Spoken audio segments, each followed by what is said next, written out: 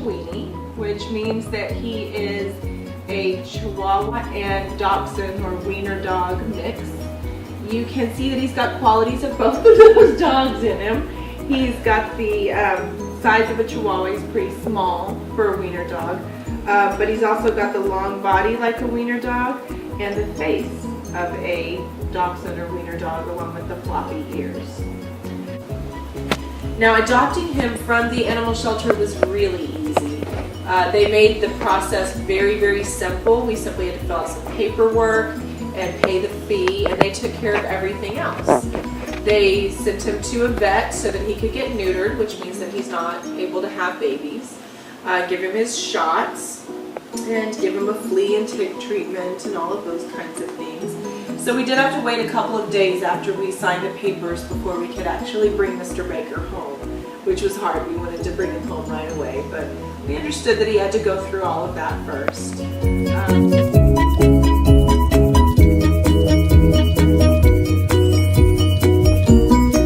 Well, our dogs are brought into the shelter.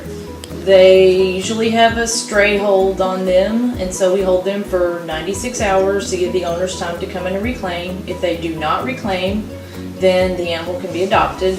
So the animal is tagged here, and there's a little number on the tag, and then when the new owner does the paperwork at the front office, which takes about 5 minutes, they sign that they're the new owner, then we send the dog out to the vet and get all of the shots, the surgery, the microchip, all that stuff done to the animal, and then the new owner picks the animal up from the vet's office. Now, that's how we do it here now.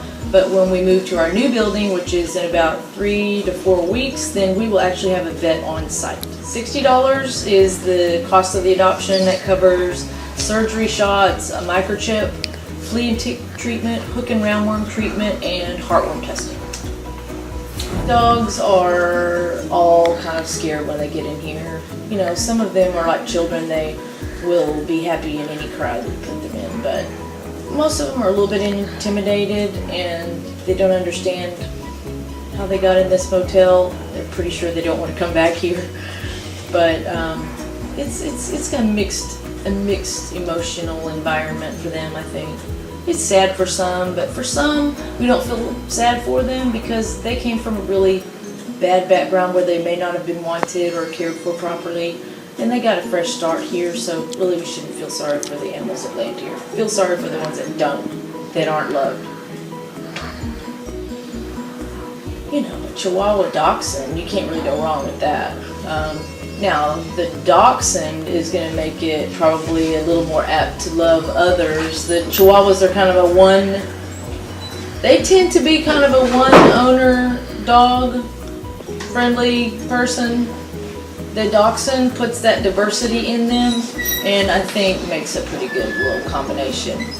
I think you probably have a good setup with your dog if that's a Chewini. Yeah, I bet you like your dog. Do you like your dog? That's a Chewini. All right, good deal. There are sad parts to working in an animal shelter, and there are many happy times. The happy times far outweigh the sad times. I think, just like I was saying before, the animal that is not cared for properly, that doesn't have the vet care that it needs or deserves, maybe they have a little skin issue and they're itchy, or they have a place where the people don't keep up with the fleas in the yard, and so the fleas overtake the dog, and you know, and so it's nice to see the turnaround. It's good to see the change in the animal or in its environment that actually creates a better quality of life and a better residence for the dog. So, you know, it's really fun to work here because you see a lot of happy stuff. So when we brought him home, we were really, really happy with him. He's a very gentle, very kind dog. He puts up with a lot, especially from our youngest daughter, who likes to dress him up and hold him pretty tight, but he's very patient with all. He's really afraid of thunderstorms. He did not used to be afraid of thunderstorms when we first got him, but April 3rd, 2014, which just happened to be my birthday, we got a really terrible thunderstorm here in Denton, Texas. We had softball-sized hail falling on our house, and the sound of that hail on the house was really loud and really frightening. And ever since then, Mr. Baker has been afraid of thunderstorms.